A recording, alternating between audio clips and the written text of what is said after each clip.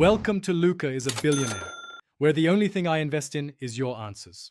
You start by backing up the server and stopping it so you don't corrupt saves.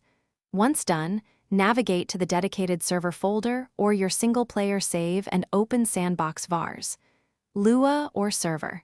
Inai, you need write access because you will change respawn variables directly. Make sure to keep a copy of the original file. You'll restore it if anything breaks. This step prepares the environment, so the following changes will take effect cleanly and safely when you restart. You now edit the actual variables.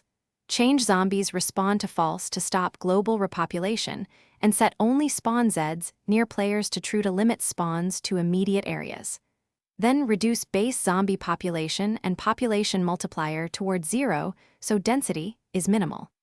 Also tweak zombie repop or hours for corpse removal to prevent corpses from generating new zombies. Save the file and double-check for syntax errors like missing commas or wrong capitalization. The engine is picky. You restart the server and immediately test by spawning or killing a zombie near you and observing for at least several in-game hours. If respawn still occurs, make sure no mods or map scripts override sandbox vars or server. Inai, disable mods and retest. Also inspect server overrides like multiplayer sandbox vars. Lua in the server save.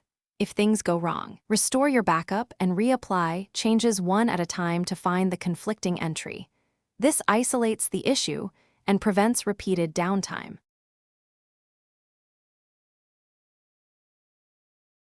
Thanks for watching and please subscribe. It's the best investment you'll ever make.